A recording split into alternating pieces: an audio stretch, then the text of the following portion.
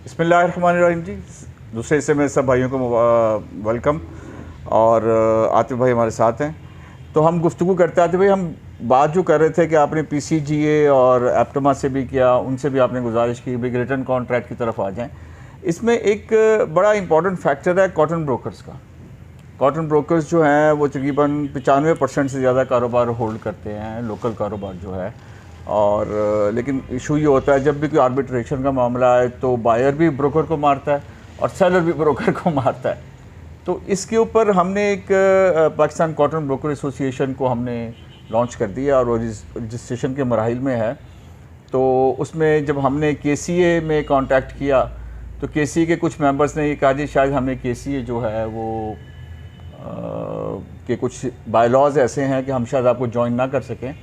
और जबकि हमने कहा था कि हम सब्सटेंशिएट करेंगे केसीए के एफर्ट्स को as a Pakistan cotton broker association कि वो जो इंटरेस्ट, जो बहुत सारी चीज़ें इसमें पूरे पाकिस्तान के ब्रोकर्स जो हैं वो लेकर आएंगे। तो आप समझते हैं कि ऐसी कोई ऑर्गेनाइजेशन होनी चाहिए जो आपकी एफर्ट्स को और आपकी सपोर्ट में आए, और जो मसाइल इस किस्म के आर्बिट्रेशन के या रिटर्न कॉन्ट्रैक्ट के, ये सारी जब दो आवाज़ें होंगी, एक और एक 11 के हिसाब से बात होगी।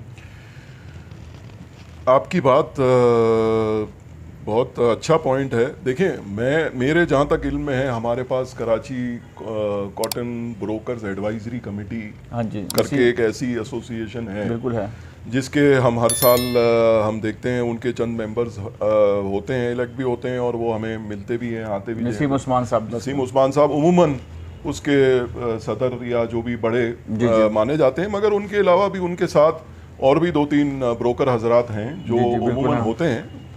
तो उसमें यह है कि अब उसमें उनके पास उनकी उस एडवाइजरी कमेटी के बायलॉज क्या कहते हैं, इतनी बारीकी से मैंने तो उनको नहीं देखा। क्या वो इस बात की इजाज़त देते हैं कि वो आपकी ब्रोकर्स एसोसिएशन को ज्वाइन करें या ना करें? मगर बहरहाल अगर ब्रोकर्स की, देखिए मैं इस बात को मानता हूं कि कोई भी काम अकेले करने से तो बेहतर है कि कलेक्टिव एफर्ट के साथ किया जाए।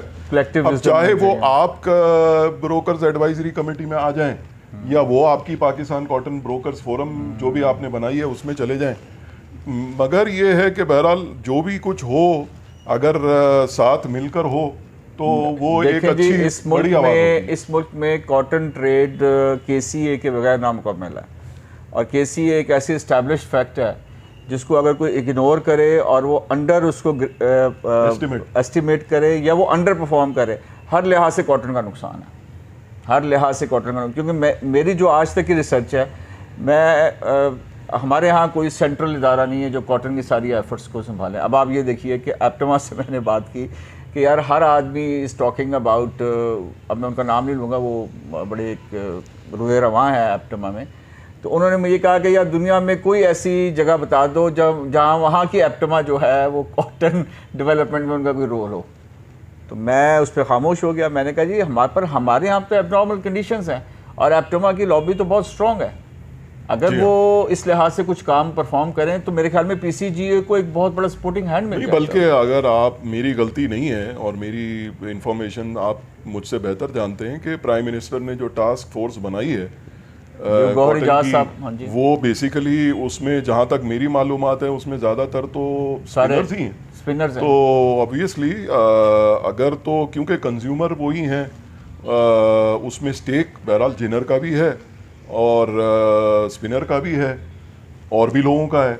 मगर बात यह है कि देखें, स्पिनर के पास तो और ज़राए हैं अपनी रिक्वायरमेंट को कवर करने के।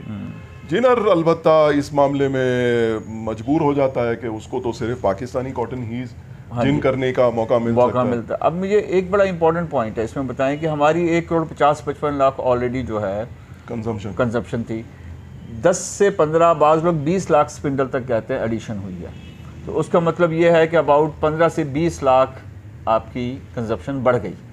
अब आप 1,70,80,00,000 बेल्स के ऊपर बात करेंगे। मैंने कई टेक्सटाइल वालों से बात की तो उन्होंने कहा जी ये ऐसे नहीं है, एक्चुअली हमें जिन काउंट में ज़्यादा कॉटन इस्तेमाल होती है हमने वो काउंट छोड़े से उसमें ऐसे ले आए हैं कि जिसमें हमारी कंजप्शन 1,50,55,60 लाख ही रहेगी। आतिफ भाई, अगर हम इसको भी ले लें तो हम इतना इम्पोर्ट कर रहे हैं, हम इतने ट्रबल में ऑलरेडी हैं, तो आप क्या समझते हैं कि दुनिया में ऐसे हालात हैं हम किसी वक्त भी ये मुसीबत में आ सकते हैं अगर हमारे पास रॉ मटेरियल नहीं है? तो देखिए ये जो इंपोर्ट का अरेंजमेंट है ना, ये सस्टेनेबल तो है ही नहीं। आप यूँ समझ लें सस्टेनेबल इन द सेंस कि हम ऑब्वियसली अगर इतनी इन्वेस्टमेंट हो रही है और इतनी एम्प्लॉयमेंट क्रिएट भी हो रही है और प्लस उससे जो एक्सपोर्ट जनरेट हो रही है उससे जो हमें ज़र मुबादला मिल रहा है वो तो ठीक है अपनी जगह पे, मगर इंपोर्ट करने में जो हमारा कीमती फॉरेन एक्सचेंज ज़ाया हो रहा है वो भी एक हकीकत है। प्लस ये है कि हम जब हमारी अपनी फसल अच्छी हुआ करती थी और हम एक्सपोर्टेबल सरप्लस हुआ करता था हमारे पास, तब हम मुल्क को का ज़र मुबादला बचाते तो थे ही सामने से और आ भी जाता था। और बहुत से ऐसे क्वालिटीज़ होती थी जो यहाँ के मिल को नहीं चलती थी, लोअर ग्रेड्स होते थे, वो हम एक्सपोर्ट कर देते थे, तो विन विन सिचुएशन होती थी मुल्क के लिए। तो मेरे ख्याल से ये पीरियड जो है वो एक ऐसा पीरियड है कि जो आइडियल सिनेरियो में तो डेफिनेटली हम नहीं हैं। हमें तो इसके बारे में कुछ ना कुछ ज़रूर करना है, सोचना है, और आई एम श्योर ये तो सब बातें हर फोरम पे अब कुछ आपके तवज्जुह से, कुछ डायरेक्टली और भी तरीकों से हो ही रही हैं। जी बिल्कुल। और इंशाल्लाह अब अल्लाह से उम्मीद करते हैं, दुआ मांगते हैं कि ये क्यों देखिए प्रॉब्लम्स आइडेंटिफाई भी हो चुके हैं, सॉल्यूशंस भी आइडेंटिफाई हो चुके हैं और उसमें कुछ हद तक पेशरफ्त भी हो चुकी है। तो अब रिजल्ट्स का इंतज़ार है कि क्या इस साल से रिजल्ट शुरू होंगे, नहीं होंगे, या अगले साल होंगे। बट डेफिनेटली वो आपकी बात बिल्कुल सही है कि हमारा मुल्क इस वक्त इस चीज़ का मुतहम्मिल नहीं है कि हम इतनी ज़्यादा इंपोर्ट की तरफ हमारा इंपोर्ट का बिल जाए। और फिर लॉजिस्टिक इश्यूज भी आ जाते हैं जिस वजह से कि ये फिर वो जैसे आपने अभी फरमाया कि और इश्यूज आ सकते हैं, वो आ रहे हैं। वो कोविड के बाद हमने देखा है कि फ्रेट्स और अनरिलायबिलिटी ऑफ शिपमेंट्स अच्छे डेवलप्ड मुल्कों से डिलेज नज़र आ रहे हैं। तो इसमें तो वो तो चीज़ें सामने आ रही हैं, न सिर्फ पाकिस्तान के लिए नहीं है, वो तो ग्लोबल है, और सिर्फ रुई के लिए भी नहीं है, हर चीज़ के लिए। मगर बात ये है कि वो तो चीज़ों को हमें देखें फैक्टर इन करना पड़ता है कि चूँकि हम एक चीज़ इंपोर्ट कर रहे हैं तो ये पूरा 3 महीने का साइकिल होता है, और फिर इसमें कोई आसमानी सुल्तानी हो गई, कहीं कोई ट्रांसशिपमेंट पोर्ट पे कोई चीज रुक गई, लाइक सुएज हो गया था, कोई सोच भी नहीं सकता था सुएज कैनाल। हाँ, सुएज कैनाल का एक हादसा हुआ, हमारे सामने की बात है। जी हाँ, ऐसे बहुत सी अनफोर्सीन हो जाती है। अच्छा, इसमें एक बड़ा इंपॉर्टेंट क्वेश्चन है जो जनरली मेरे नज़दीक भी थोड़ा मैं एजुकेट होना चाहूँगा कि KCA के जो फ्रेमवर्क में क्या क्या चीज़ें हैं, मतलब आपकी क्या क्या रिस्पॉन्सिबिलिटीज़ हैं, क्या आप लोग कर रहे हैं ताकि आम आदमी को इस बात का पता चले? देखें, सबसे पहले तो हम KCA में spot rate, daily spot rate announce करते हैं। उसकी अल्हम्दुलिल्लाह कॉटन ट्रेड में एक बड़ी अहमियत है पूरी दुनिया में। KCA बिल्कुल, आप अगर देखें तो वो हमारे पास एक वही यार्ड स्टिक है कि KCA का आज क्या रेट है। बिल्कुल, आज भी बैंक्स हैं, इंश्योरेंस कंपनीज हैं, अल्हम्दुलिल्लाह हमारे स्पॉट रेट को रिलायबल समझते हैं। अच्छा, फिर उस स्पॉट रेट पर आपकी रुई को की प्रॉपर असेसमेंट के लिए हम उसके स्टेपल मार्जिन भी, प्रीमियम्स एंड डिस्काउंट भी अनाउंस करते हैं एवरी फोर्टनाइट। अच्छा, उसके अलावा हमारी HVI की लैब है जो हमने ये मुझे आज ही पता चला कि आपकी HVI की लैब है, और मैं बड़ा उस पर नहीं, ये बाकायदा हमने इसको PCGA में भी और एप्टमा में भी और भी पूरे कॉटन ट्रेड को ये ऑपरेशनल है बार। हाँ जी बिल्कुल। नई HVI 1000 हमारी मशीन लगी हुई है। हम जो है वो कॉटन के सैंपल्स बनाते हैं। अब तो खैर फिलहाल ये एक्सपोर्ट की टाइप्स की बात कर रहा हूँ, जब एक्सपोर्ट हुआ करती थी जो PCSI का काम है। ये PCSI से नहीं, ये पाकिस्तान कॉटन इसका था नहीं, CEC के ज़माने में तो ये टाइप्स बनी थी। फिर उसके बाद PCSI ने तो उसकी स्टैंडर्डाइजेशन ग्रेड 1, 2, 3, 4, 5 के नाम से की थी। मगर चूंकि पाकिस्तानी कॉटन इंटरनेशनल मार्केट में रिकग्नाइज्ड वही पुरानी CEC की टाइप्स से है, तो वो अब जो है वो हम KCA ये सर्विस प्रोवाइड करता है। अच्छा, इसके अलावा हमारी हम इम्पार्ट करते हैं local training as well as international trade की लॉज की भी ट्रेनिंग। लोकल हम PCSI के कोर्सेज चलते हैं। जी, हमारे यहाँ साल में कभी 1 कभी 2 हम लोकल ट्रेनिंग के कोर्सेज भी देते हैं। और बहुत मरतबा अभी चूंकि 2 साल से कोविड की वजह से मेहमान बाहर के नहीं आ पा रहे हैं, मगर ICA के बाकायदा ट्रेनर्स यहाँ आप अभी बता रहे थे कोई एंटोमोलॉजिस्ट भी आपने बुलाया? जी, हमने बाकायदा 4 साल पहले ऑस्ट्रेलिया से एक एंटोमोलॉजिस्ट आए थे, नील फॉरेस्टर, और उनसे हमने यहाँ पर बाकायदा एक बड़ा अच्छा इंटरएक्टिव सेशन रखा था। उन्होंने पूरी ब्रीफिंग दी, डिसकंटिन्यू कर दिया कि वो पाकिस्तान को नहीं, उनसे हमने एक प्रेजेंटेशन इस तरह ली थी कि उन्होंने ये बताया था कि पाकिस्तान की क्रॉप में क्या क्या इम्प्रूवमेंट हो सकती हैं जी। वो तो एक्चुअली हमारी क्रॉप को 4 साल पहले 2 करोड़ देख रहे थे, और उसके उन्होंने अपने सोल्यूशंस और प्रपोजल्स और वो सारी बातें उन्होंने हमें बताई थी। अच्छा, ये ट्रेनिंग है। फिर इसके अलावा मैं समझता हूँ कि हमारी एसोसिएशन का लाइसेंस है not only with government, of course वो तो है ही, और इसके अलावा हमारी जो फॉरेन एसोसिएशंस हैं दुनिया में जितनी भी, सबके साथ हमारी एक हर एसोसिएशन की आपस में एक लाइसेंस, हम 18 या 19 एसोसिएशंस की एक एसोसिएशन है, उसमें भी KCA इनरोल्ड है, और बहुत सारे इंटरनेशनल फोरम्स हैं जहां पर KCA। एक बड़ा इंपॉर्टेंट क्वेश्चन है, एक टेक्निकल क्वेश्चन है, आप ग्रेड 3 की स्पॉट रेट निकालते हैं, जबकि grade 1, grade 2, grade 3, grade 4, grade 5, क्या ये डिसकंटिन्यू हो गया है? क्या अगर कंटिन्यूड है तो क्या आप grade 1, grade 2, grade 3, grade 4, grade 5 के स्पॉट रेट मैंडेट में है, निकाल सकते हैं? इससे एक बहुत बड़ा जो इशू है हमारे जो जिनर्स का है कि उनको उनके रेट नहीं मिलता। मैं आपको उसका जवाब दूँ, जैसे मैंने अभी इसका जवाब एक्चुअली आपको मैंने 5 मिनट कुछ चंद मिनट पहले बताया था। बिल्कुल आपकी बात सही है कि हम चूँकि देखें पाकिस्तान में एक ज़माने में एवरेज रुई जो है वो ग्रेड 3 हुआ करती थी, अब किसी सीज़न में होती है नहीं, कभी नहीं भी होती। तो हमारी जो स्पॉट रेट कमेटी है वो ग्रेड 3 का जहन में रखकर और उस हिसाब से एक रेट असेस करती है डेली बेसिस पे। अच्छा, जैसे आपने फरमाया कि किसी की रुई उससे बेहतर भी होती है, यानी 2 भी होती है, 1 भी होती है, किसी का स्टेपल बेहतर होता है, किसी की स्ट्रेंथ बेहतर होती है, या किसी की उससे हल्की होती है। तो उसके लिए ही हमने जो फोर्टनाइटली हमारा ग्रेड एंड स्टेपल मार्जिन की जो हमारी एक शीट आती है उसमें प्रीमियम्स एंड डिस्काउंट बड़े वेल डिफाइंड होते हैं।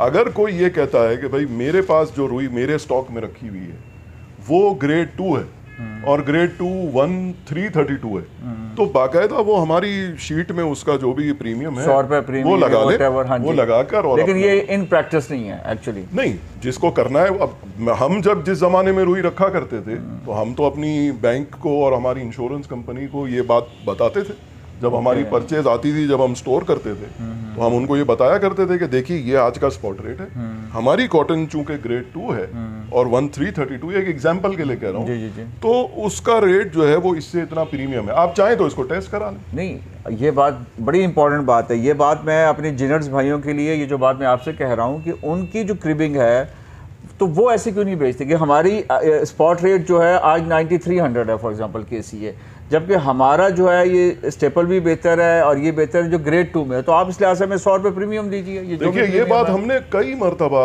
जिनर्स को ऑफिशियली और अनऑफिशियली बताई है। जब भी हमें अगर देखें हमारे स्पॉट रेट में एक हमारा सिस्टम इस तरह से बना हुआ है, हमारे बायलॉज में ये बात मौजूद है कि हम जो है वो अगर किसी को कोई स्पॉट रेट में कोई कमेंट है, कोई ऑब्जर्वेशन है, उनको लग रहा है कम है या ज़्यादा है, हमारे पास एक अपील का प्रोसेस है। वो अपील करते हैं हम 24 घंटे में, हमारी बोर्ड मीटिंग कन्वीन होती है और हम जो है ये बात, और ये माजी में हम कई मरतबा कर भी चुके हैं। तो उसमें फिर हम स्पॉट रेट कमेटी से डिस्कस करते हैं, उनके पास जो डेटा होता है हम उस पूरी बात को डेलिब्रेट करते हैं और ये इस नतीजे पे पहुंचते हैं कि भाई ये जो स्पॉट रेट उस दिन का फिक्स किया गया था, क्या वो उस दिन के प्रोवाइडेड सौदों के हिसाब से बराबर था कि नहीं था। और फिर उसके बाद ऑब्वियसली ये बात तो जैसे मैंने कहा ना कि हमारे जिनर भाइयों को हमने officially by letter, unofficially by word of mouth कई मरतबा हमने ये बात बताई, बट वो इस चीज़ को शायद उन तक पहुंची नहीं है या बहरहाल जो भी है, मगर PCGA तक तो ये बात कई मरतबा गई। अच्छा सर, अब चूँकि हम अब एंडिंग के बातचीत तो आपसे रहेगी इंशाल्लाह, और हम आगे भी आपसे लेंगे, क्योंकि अब ये हम स्टार्ट ऑफ सीज़न बात कर रहे हैं। आप अगला सीज़न कैसे देख रहे हैं?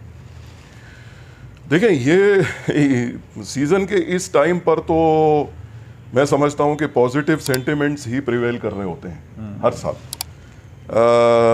10.5 मिलियन ठीक है, हम असल में अब दिल बर्दाश्ता बहुत हो चुके हैं लोग कि भाई ये हर मर्तबा, मगर मैं समझता हूँ देखें, कॉटन क्रॉप असेसमेंट कमेटी इस मर्तबा भी उन्होंने उनको इस बात पर काफ़ी उसका सामना करना पड़ा है, उसका रिबटल आया लोगों का। हाँ, लोगों ने कहा कि भाई आप जो रिविजन्स कर रहे होते हैं अपने एस्टिमेट्स के, वो फिर इतने ड्रास्टिकली रिड्यूस कर रहे होते हैं। तो ये चीज़ मैं समझता हूँ बहुत लाइमलाइट में आ चुकी है, और मैं इस बात की उम्मीद रख रहा हूँ कि इस साल मुझे उम्मीद है इंशाल्लाह पिछले साल से बेहतर हो। मतलब पिछले साल से आप बेहतर यूँ कह रहे हैं कि अगर मैं एक एवरेज आउट करूँ मुख्तलिफ लोगों से बात करके, या जो मैं क्रॉप देखूँ कि क्रॉप साइज़ कम है, लगा कम है क्रॉप, लेकिन इतनी जो हम एक्सपेक्ट कर रहे थे उससे बेहतर क्रॉप लगी है, और 70-80 लाख के करीब लोग कह रहे हैं। लेकिन ये असेसमेंट्स हैं, बाकी अल्लाह ताला को पता है कि आगे क्या होना हमारे साथ।